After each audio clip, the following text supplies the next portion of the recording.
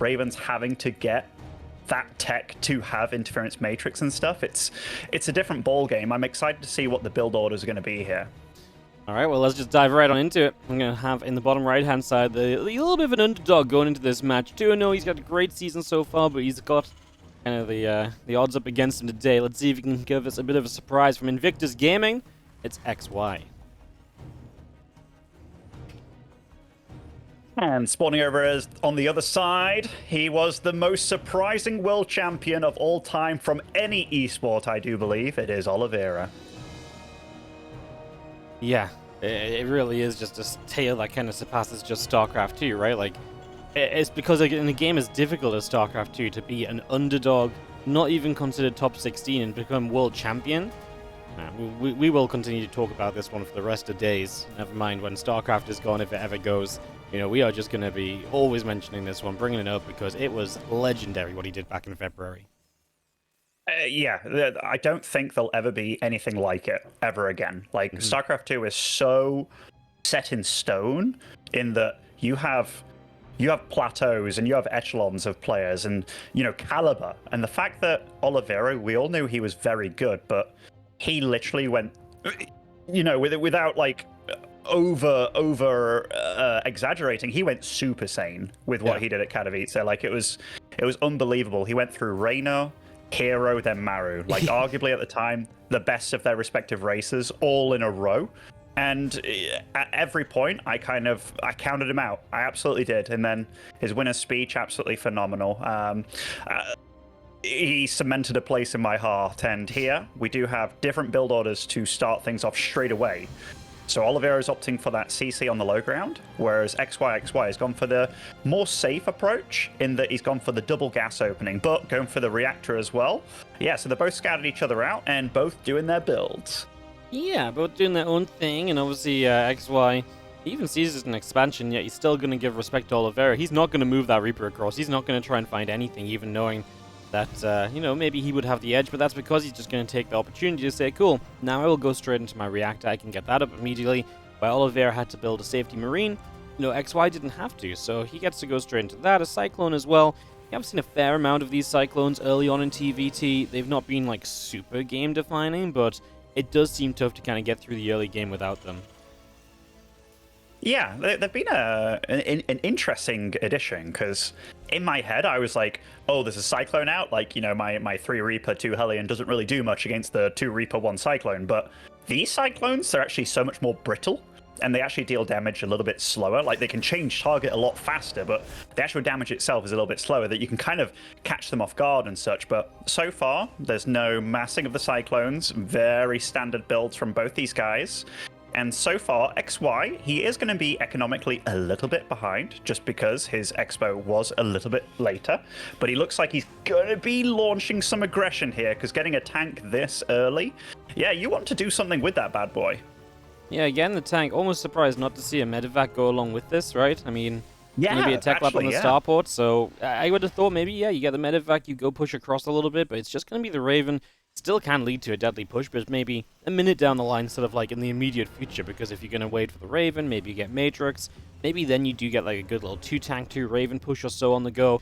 You see Oliveira is going maybe a bit more what we expected from XY, that medevac on the way, and he will be able to take, you know, a few Marines and a siege tank across the map very early, try and set up some positions and try and get some damage done early, or you can even walk across with even more, and he's going to begin doing that. So Oliveira trying to bring the pressure after being the economic opener. Now he's actually on an army supply lead as well, though.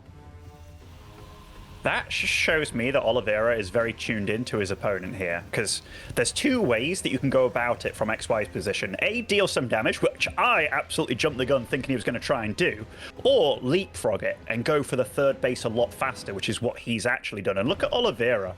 Look at this movement here. If he actually sieges at the bottom of that ramp, or rather the bottom of this cliff here, that 3rd CC, it's in a really bad spot here, Wardy, against all of this. It's in an awful spot. Nothing's preemptively set up, so the only thing we can do is, what, move the tank into position, but you don't have Matrix, remember, because that has to be upgraded nowadays, so you can't just use it kind of like on the fly in a defense. He loses the tank because it's sieged up on location. This is an awful start. That 3rd C is absolutely going to go down.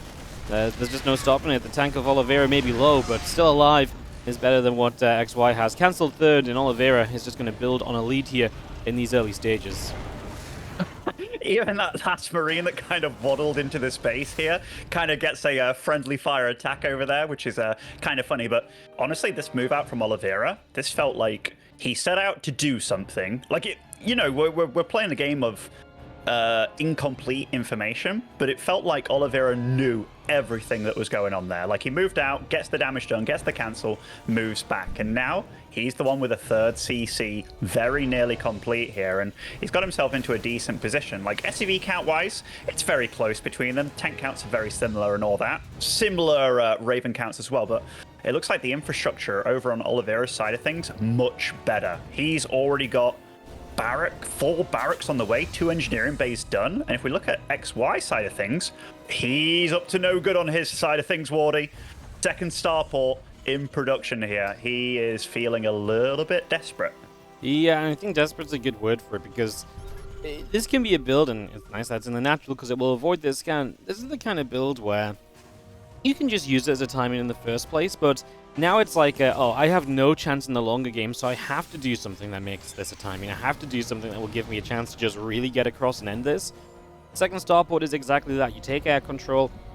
If you take air control and you get a Liberator or 2 out, you can essentially go for a push that Oliveira may really struggle to stop. I honestly think it's going to happen way too late. Oliveira is going to have stim anytime before XY fights. I think Oliveira is just going to meet him in an open field. And then this army of XY is actually kind of terrible. This fully relies on being set up and taking position. And I think he's going to have absolutely zero chance of doing that with how far along Oliveira is in his current tech and build order. Yeah, XY's done a really good job of keeping up the tank production and stuff, and he is going to have massive air control here, but Oliveira, he's got stim done, 1-1 is about to come online as well, and XY's build is all about getting into a nice position where your opponent either doesn't have stim and combat shield done yet, either not sieged up, or, in a bad position. This could bite Oliveira in the butt, the fact that he's going for a dropout here, but it really comes down to reaction time, and he sees the army, gets to keep the medevac alive as well. But that is a large army, Wardy. Like, this really could get very spicy. Yeah, I think I would have almost liked the drop just stopping, unloading, and then using it to flank, because then I actually think he's in an even better spot. As it goes right now, he matrixes double Raven. He is going to dive forward with his Marines, going to get rid of 1 tank, going to go for 2, but this is going to sacrifice his Marines. And he doesn't get the second tank. His other tank's out of position. He will drop into the natural of XY, and he's going to do mega damage there. We know that. But he's going to take mega damage himself, so who comes out on top? Well, that's what we're going to find out.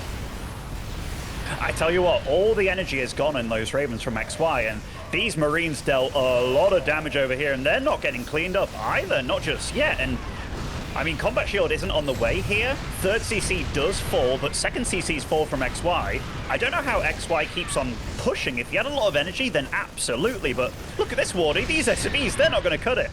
No, I think Oliveira just kind of holds him off, while obviously he's just done more damage overall on this side. This is going to end now. Finally, he's going to get pushed back, but he kind of has a hold over here until the Liberator shows up, actually. That's going to break through the tank line, and that's the danger. Oliveira, down 14 army supply. The army of XY is strong. The question was, how would he move forward? Well, with the Liberator, he's actually able to do so once again. Yeah, I'm looking at the supplies. This is so much damage done on either side, and actually, Oliveira's lost more overall. He is producing a good amount of units, and it's hard for XY to get out the units he needs because he's so gas-starved at this point. Look at his mineral count. Yeah, he has so many minerals, but what do you spend them on? There's nothing really great to spend them on here. Marines aren't exactly well upgraded or anything, and yeah, I think this has got to be what you do here as Oliveira, right? You're just going to set up, probably flank in. I mean, how long does he wait? Probably until combat shields. That's the ideal scenario. If you can wait that long, 20, 30 seconds seems doable, but the way he's been approaching it thus far, I don't think he'll have too many issues waiting for that at least. Oliveira's done a really good job. A few Marines walking in there, of getting in a position where he can cut off reinforcements. Also, amidst all this madness, he has set up a base at the 12 o'clock here. And once combat shield comes online, gets off the Liberator. That's huge. Oh, matrices go down though, so actually going to move forward, but this is where the Marines will come from the other side. SCVs will pull. The Marines on the flank will get forward to be able to get rid of a lot of the tanks very quickly, and that is huge. Knocking down that tank count is a big deal. And now the couple tanks defensively here from Oliveira are kind of holding on. One of the ramp is just about alive. There's one up in the main base. Marines on top of tanks that can no longer fire. And that looks as though Oliveira is going to get the full and complete cleanup. He will go Raven hunting as well. What a close game. I mean, The supplies are still 2 apart here. In fact, they were bang on for a moment there. That is absolutely ridiculous. Resources lost still worse for Oliveira, but the work account is a lot better for XY. It's just his tech is just not there, is it? It's like, what do you do from here? He's got 2 barracks up, no stim started, no combat shield, no engineering base, no armories, no extra factories. He is absolutely in the Stone Age still. So, despite the supply being okay for him, tech is not. Yeah, look at this. Oliveira just going to go jump on top of these tanks as well. So there you go. You remove the defenses, and now you siege up your tanks on your opponent's natural. SCVs are pulling in. There's barely any SCVs to pull in. And Oliveira will just overrun XY in the end. It got very close, as there was definitely moments of opportunity there for XY, but Oliveira, finding a way in the end, was able to keep himself calm, collected, made the right choice. I do think it would have been easier if he just dropped those medevacs. Like, he knew it was coming. You know how committed that is at that point. I don't think there's need for you to get into your opponent's natural and to do all of that damage, because if you just unload, you actually have the perfect setup. You've caught him on the map. You have stim. You come in from 2 angles and it's even better. Like, I liked it when he just maybe saw it coming and jumped on it. When you're coming in from 2 angles, I think I like that even more. So maybe made it more difficult, but you know what? Can't complain when he gets the win in the end. Anyways, Oliveira goes up 1-0 to start off today's action. Yeah, like, I've been in that position before, and you've definitely seen it, Wardy, with how much you cast, but there's moments where before you get combat shield, if you stim, those tanks one-shot your Marines. So it's like the difference between a one-shot and a two-shot with the combat shields, that sometimes you can enter a fight and you're like, yeah, I'm going to win here because he's caught off guard, but it goes totally against you, like, depending on how they target fire or how your Marines are split and stuff. So I kind of understand how he, juggled things about for himself. But yeah, it is definitely one of those situations where you make life a lot harder for yourself. But even at the end there, when he went for that big surround, he pulled all the SCVs, he's against tanks, Vikings, and it still got super damn close. It was 3 Marines dropping on those 2 tanks right at the end that really helped clear things up. But very nice first game between them. And I spoke about how I got bopped by XY one time. It was exactly one of those kind of games. Yeah. Exactly, where he went double starport. Yeah, so it's nice to see players still doing what they love many, many years after. No, it's XY's been at it for so long as well, right? And he's always had this sort of same style where, like, he's definitely the aggressive town. He's definitely like, oh, can I 1 or 2 base here or be like a little bit more aggro? He will absolutely take that opportunity. So yeah, definitely plays into his style, and he's been very good at it for a long time, and that's why he's able to put this man to the test. In the top right does take the 1-0 lead, our current world champion of StarCraft 2, Oliveira. And spawning over in the bottom left, as our blue Terran, being a bit spicy, it is XY.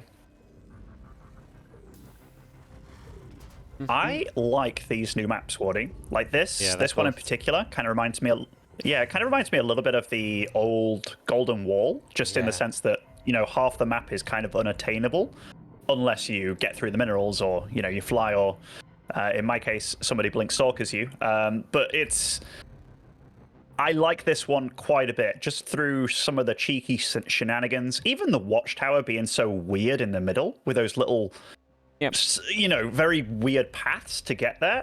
It's just been a lot of fun to try out. Yeah, it's actually, I wondered how long it was going to take for someone to be like, Golden Wall was kind of a good map, because it was weird, but it wasn't impossible to play on, right? And gave a lot more choice because you play around the bottom, and I feel like they've really nailed kind of a lot of the essence of Golden Wall on this map without maybe making it quite as straight up weird or crazy, because pretty much straight away, I thought it would take a little while for people to, like, mine out the minerals and to see the bottom half of the map being used, but, like, people were using it from day one. And I think that's really cool, because this is a great way to, like, mix up a map, right? And it's standard enough on the top half, and then you can play the bottom half fairly standard too, but it opens up opportunities, it opens up different ways of pathing, and it's just really cool kind of way of seeing just how these kind of maps can work, right? So yeah, absolutely love it. I think it's a cool one. I think we've got a few cool maps. I love that because we've got 9 maps in the map pool as well, like, it's okay to be a bit more experimental, right? Like, sometimes experimental maps are really okay for, like, 1 or 2 matchups, and they're just dead on broken in, like, 1 matchup. And so in the past, it's like, no, we can't have this in the map pool, it's always an insta-veto. But now with, like, 9 maps, you kind of can have 1 or 2 more of those maps, and, like, a Solaris, I feel like, would have been quite, controversial if it was in a 7-map pool, an Equilibrium as well. But in a 9-map pool, people are like, okay, well, Yeah, that's kind of fine. We'll pick it in the matchups we want to. But we really do have the space to veto it most of the time as well. So yeah, really cool stuff. Yeah, it's when you look at Radhuset and you're like, that is still controversial, though. Yeah, but it gets played so much, actually. Like, it's actually surprising how much that one gets does, picked. yeah. After all my games on ladder, that is definitely the trickiest one for me, Wardy. Definitely the trickiest. Especially I play against pro. Oh, yeah, you play against a Protoss, it's like, hey, this is a nice 3-base setup, straight away without too much trouble. By the way, this game, very different to the first. Like, the first game, they were both very respectful of one another. And by that, I mean, like, they both SCV scouted. Oliveira went for, like, the low ground expansion, which is, one of the more daring builds that you can do. But this game, neither one scouted. He went for reactor first of all builds, which that can instantly lose to a 2-Rax, like a proxy 2-Rax. But XY didn't do that. He went for his own expansion, but no scout either. So both of these players absolutely in the dark right now, but XY holds the tower. Yeah, getting forward here. Cyclone's going to fire up a few shots, and that's actually really nice. This gets a Reaper. Yeah, so he can't be seen. Wow. No, it can't be seen, because he kind of held the tower just enough, and he was in the smoke. So instantly gets a Reaper pick off. That was awesome. Yeah, that's actually a really cool little play. That's just one of those things. I've actually not seen that yet, so XY bringing the initiative in here, and that's going to be something we're probably going to start seeing a whole lot more. Once one person does something like that, it becomes something that gets done all the time. It kind of reminds me of Zest when he first started hiding Zealots in the line of sight blockers, so you could like gain distance on units in the middle of the map. And like he was really the first person to do that. And then next month, every Protoss did it. It's like, oh yeah, we've been doing this since like Wings of Liberty. Yeah, but it was actually Zest, and he just one day he did it, and yeah, the next week everyone was doing it. And I feel like that's one of those things. Obviously, this time it's map specific, but yeah, cool little catch. Yeah, that had to be planned by him, because seeing how he moved the other units back and kept the Cyclone there, like he had to know that was going on. So very, very cool play out of him. And Oliveira, again, is all about getting that 2-base up and then getting a tank and medevac out and launching on the pressure. Like, this is very cool out of him, but it also does throw the current techs out of whack. Like that Raven that you start off with no longer immediately has interference matrix for this, so it does feel like it has buffed this immediate aggression maneuver, but no third CC to cancel on site this game, at least for XY. Yep, Oliveira going to just take the depot that's on the edge, will back away, and that'll probably be about it for the moment unless he can reposition somewhere. I think it's a great point you make, interference matrix. To me, I was like, oh, well, everyone's just going to get matrix, right? Like, who's not going to upgrade it? And, well, yeah, most of the time they do. Every now and then we still see someone not getting it. But it does still affect these first pushes, so it definitely means that, when you're only reliant on one real tech unit, that cannot be shut down simply by a single Raven. So it does open the kind of the diversity throughout the first 5 minutes just a little bit more once again in TVT, which is nice to see. Absolutely is. And both these players, in fact, has XY gone for his stim or anything yet? No, not just yet. He actually doesn't have like a second barracks or anything done. Whereas Oliveira, he is starting up his engineering base. He's already going for the stim and stuff. XY looks like he's just going for a massive army here, Wardy. Yep, as XY is going to come in on this, and the medevac will try and evacuate. Oh, he second-guessed himself. I feel like he was like, oh no, I'm going to have my medevac shot down. But then he went for it anyways after kind of, going in and out, so he lost himself the tank. Maybe would have lost it if it had gone straight in the medevac. Maybe the medevac would have fallen, but XY at least able to catch there, and now he's done nothing but build army. So now he's going to have a pretty sizable one to move across the map with, and this is where you might have some opportunity. One Raven in favor of you as well, and, well, Oliveira stays on the other side with the medevac at least, so he'll deny the third base on position, which is really nice. He needs to hold at home, though, and he just doesn't have that much right now. He doesn't have a single siege tank against 4 tanks of his opponent. This is actually really bad. Like, Oliveira has not thought about how he's going to defend this, I don't believe. He does have a bunker, but that's from much earlier, and it will buy some time, but he skipped out making Vikings or anything. He used that reactor for a barracks, then made the reactor again on the starport.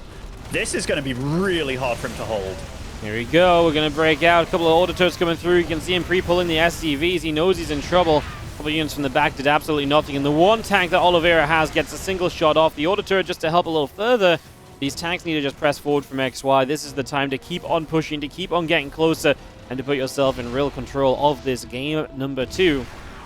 We got ourselves another tank from Oliveira showing up at least, but it's in range of the other tank, so it's going to go down way too easily. SCVs will try and repair. That ain't going to cut it, and that's another dead tank, and that's really going to put more or less the nail in the coffin, I think. I don't know how he breaks out of this. I don't know, because right now he is behind in every feasible way. Even his little army that he had on the map, it got shut down by a cyclone. The medevac came with 3 Marines in, just got blown up. So right now Oliveira's doing his thing where he gets 2 medevacs out on the map to stop the reinforcements, but never mind the reinforcements, this army itself, in fact, he's going to drop on it. Yep, he's just going to go straight on top. Tanks are going to be going down. GG is called, and that's going to be XY just able to hold on and just really came with power, man. Just gets across the map, goes in full strength, and yeah, I mean, Oliveira just didn't have tech. Like, he lost 1 tank across the map, but then he just didn't build tech to the same extent of his opponent. He built stim that never came up either. And that's going to be GG's. We get tied up 1 apiece in this best of 3. And Asia already going to deliver a little bit at the start of the day, Demu. That is such a funny game. Like, yeah. the difference from game 1 to game 2, like the no scouting and stuff, and they both went for their builds. I like a lot of things that XY did this game. Like, the cyclone in the cloud and the watchtower. That was just cool. And I didn't even think about that interaction before I saw it, so that was awesome. Yeah. But the fact that he didn't make any extra buildings, like no extra production. He was up to like 800 minerals when he plopped down that 3rd on location, which was very safe. And even though it got cancelled, he moved out with an army against his opponent. 3 Ravens, like, you know, didn't really... had a lot of tanks. He was really good about his tank production, but really good about just producing. The 0 tech again, besides the Ravens and tanks. And then it was like, he got met by pretty much nothing by Oliveira. Oliveira was so greedy behind it all, like not making any Vikings, stopping at 2 Ravens, going for the engineering base straight away, going for the reactor again on a new starport kind of thing. Like, he had no ability to stop a push if it was to happen. Yeah, no ability whatsoever. So it's not that he played badly, it's just he was that lad at the casino that's just absolutely flipping, eyes closed, asking people for like what number they like and stuff, you know, going full Rotterdam. I was gonna say that lad at the casino sounds kind of familiar, Ben. Like, yeah, full on Kev over there. Like, he was gambling like a crazy lad, and it did not pay off that game. So nice read by XY to go for something like that, because it was the perfect thing to really penetrate him. Yeah, this is awesome, man. XY now going to be, tied up here. A map away from playoffs, and obviously, even if you fall here, these guys are 2-0. This is the first time we're getting a chance to play to get into playoffs. You lose here, you still have 2 more chances, and if XY is playing at this kind of level, I'm going to say he has a pretty good shot at making playoffs, even if it's not via this win over Oliveira today. So that's just really cool to see, because he has been a player that's been grinding for a very long time. The meme in the Chinese scene is that this guy has better mentality than any other production. Sorry, I'm reading chat sometime. Than any other player. He has better mentality than any other player, because who else could play for so long and not see success and then still keep playing? That's the meme over in China. So, yeah, this guy's been playing a long time, and it's good to see him getting a bit of success, you know, having good runs in this Asia Regionals as we dive on into Game 3, which is indeed going to be Golden Aura. What have you been thinking about this map, Ben? Golden Aura? I find it a bit tricky to play, but I'm like, there's that weird spot outside your 3rd where like you can take the triangular base, but it's a bit far forward, so you want to go for the more linear bases. But there's those rocks that you can break up and make extra pathways. It's just a bit tricky to go about. But I really like the tile set of the maps, honestly. Like, you can really tell that they're all very different just based on look, which is something that I felt has been missing for quite some time. Yeah, these maps have a lot of individuality about them, as top left will be Dragon Kaiser's Oliveira, bottom right XY from Invictus Game. We'll just get through those intros because someone out there will be screaming for them. But yeah, no, I agree. These maps all look they just look individual, and I feel like Equilibrium's kind of a bit dark and grey, but like other than that, like, they're all quite bright, vibrant. Very excited. I'm actually really excited about the future maps. The next TLMC is going to be freestyle maps only, which means that we're probably going to see like a bunch of crazier maps, and then we already have like a pretty solid baseline of like standard maps to work from. And I kind of love that, because it feels like when we have standard maps, we kind of just rotate out one map and replace it with like a different skin set, you know, and it still plays the same. So I kind of like that we're going to focus on trying to get like a bunch of more different maps and like experiment with that just fully for a season. Obviously, we're not going to have 9 maps of crazy, we're going to have like 7 maps of normal, and then we'll just have a few different kind of wilder maps to kind of put in each season. I think that's the idea. I think that's really exciting. That's something that could be very cool, because then maps like Al-Kaini, it's kind of standard, but it's got like its own little, you know, fun jive to it as well. I feel like we'll see a lot more of that. So yeah, altogether, just loving where the maps are going right now.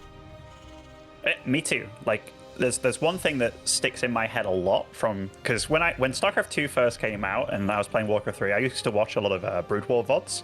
And I've always kept my eyes and ears like around and stuff, but I love how they have these weird freaking maps where they have like egg walls, like the larvae that spawn into eggs and stuff. Like, they'll have these weird things going on the map, and it just makes it cool, you know. Like, we've really started implementing mineral wall-offs for certain areas, but I think if we just keep on doing little things, we've started having speed zones, slow zones, all that jazz. It just makes it nice and spicy and exciting. And yeah, this season in particular, I've enjoyed the maps a lot. I'm thinking I like Sight Delta, the Alcyone, Oceanborn with that massive freaking shark that flies around. That definitely shocked me at first. Does it bother you now that it's it's there, or does it? No. No. It was like the first. Yeah, I don't know why I have it like so instilled in my brain. Like Blade Master from Warcraft 3 just pop out. So I like kind of had that like some proper PTSD while playing StarCraft. I was like, what the hell is that? And I was like, it's not an elephant, it's a freaking a whale or something. But yeah, this game so far we have the closest builds that we've had between them, pretty much. Like, CCs are very close. We have the starports very close as well. Unit counts, it's Oliveira going for the more old standard here, the 3 Reaper and the 2 Hellion. But honestly, the new Cyclone, it isn't as strong as you'd imagine against this army. This army is actually very good against it. Yeah, no, the Cyclone it's surprising because you feel like it should be great, but then you see it against like Reapers and Hellions, and like, it does die sort of fast, and it doesn't quite deal the damage as fast as you might like it to. As you can see here, Oliveira is not too afraid of attacking in. His micro could have been better, though. He could have saved both these Hellions, of course, and I think he'll be sad to lose 2 Hellions and a Reaper. He gets a Reaper and 2 Marines in return. I mean, I know these initial units don't typically move on to do much later in the game, but that feels like you try to get something, then you don't really get what you're looking for. You probably just want to at least keep units alive, maybe shave off a Marine or so, and then you would have still had a more, comparable force on the map, maybe with 3 Reapers that are a real threat later to jump in the main base or so. 2 Reapers just feels very and now the Cyclone joins up, and it's like, well, do we have enough to really support this Cyclone pushing in anywhere? Probably not. So, yeah, a little bit of, not the best micro, obviously, far from the end of the world, just, yeah, not going to be too exciting from here. I can't imagine this Cyclone finds a way to do anything, and the tank unsieges, but that still feels unlikely. Yeah, I mean, the tank and sieging there at the most opportune time, but yeah, you're absolutely right. Like, Oliveira, ideally, you want to keep 3 Reapers alive. The kind of a magic 2-shot SCVs, so keeping them alive for that later stage, A, you get them to keep you safe early on and a bit of scouting. B, if you can deal any sort of damage later on by killing SCVs and economy, then great. So 2, definitely a little bit worse, ups the kill count by 1, and now they're both going into the, textbook TVT here. They've got 3 gases on the go apiece. That allows you to get out the Ravens and tank production very fluidly, non-stop production. And 3rd CC going down for Oliveira. And I dare say, XY after being so successful in game 1, that was a nice rocket jump into blow up. That was Quake all over again. But yeah, I think XY probably, like, why not go for the same thing again? Because so far, it worked so well in that game too.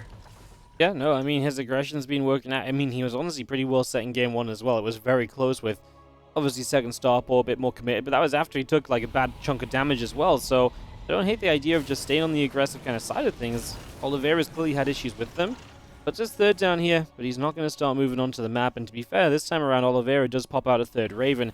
He's been much more about continuing to produce his tech units before going into those barracks. Still has a faster 3rd CC, still hits the barracks more quickly, but he has more baseline defense to work with here as XY now moves out.